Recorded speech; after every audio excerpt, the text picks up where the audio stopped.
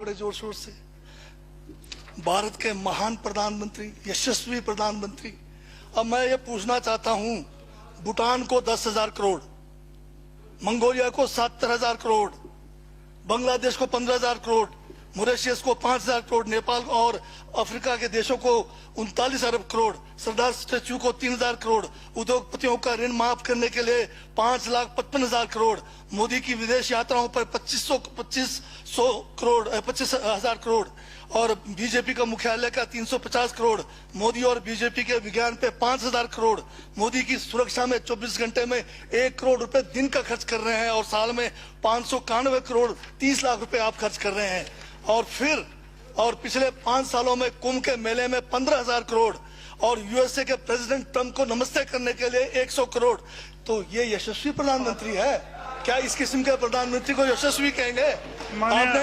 आपने जो है भारत को उच्चतम बेरोजगारी के दर पर पहुंचा दिया है।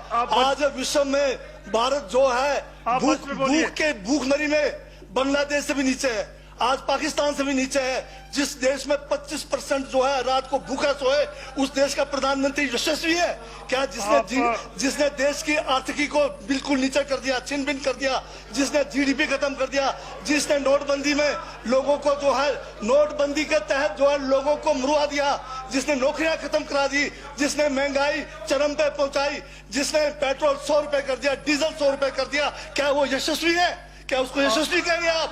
यशस्वी प्रधानमंत्री है आपका, जिसने भारत के सैनिकों को शहीदों की संख्या पिछले 30 सालों में सबसे ज्यादा है। क्या ये यशस्वी प्रधानमंत्री है?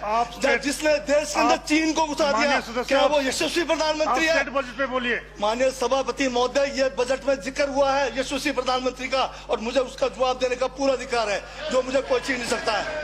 ये क्या यशस्वी कहेंगे इसको आप? बहुत यशस्वी है।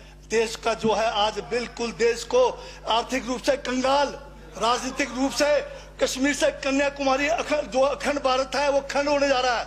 हिंदू मुस्लिम कर करके आपने जो है इस देश की जो है ऐसी तैसी फेर रखी है। और अब जब मैं कह रहा हूं तो आपको तकलीफ हो रही है। आप बताइए क्या तकलीफ की उसमें है?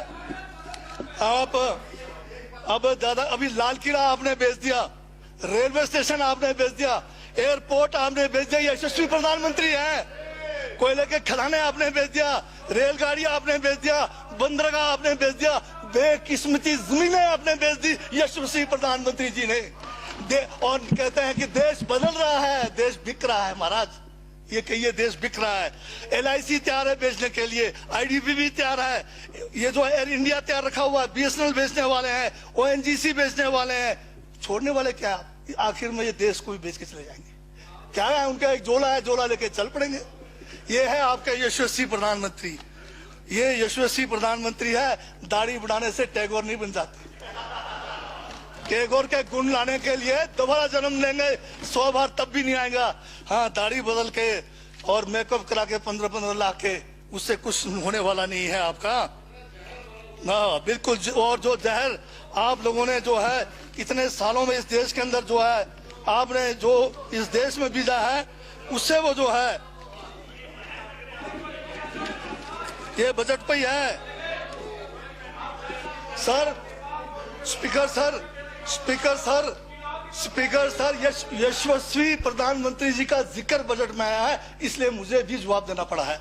और मैं यहाँ ये कह के इस बात को समाप्त कर देना चाहता हूँ, बर्बाद गुलदस्ता करने को तो एक उल्लू काफी था, हर शाख पर उल्लू बैठा है, अंजामे गुलिस्तान का क्या होगा?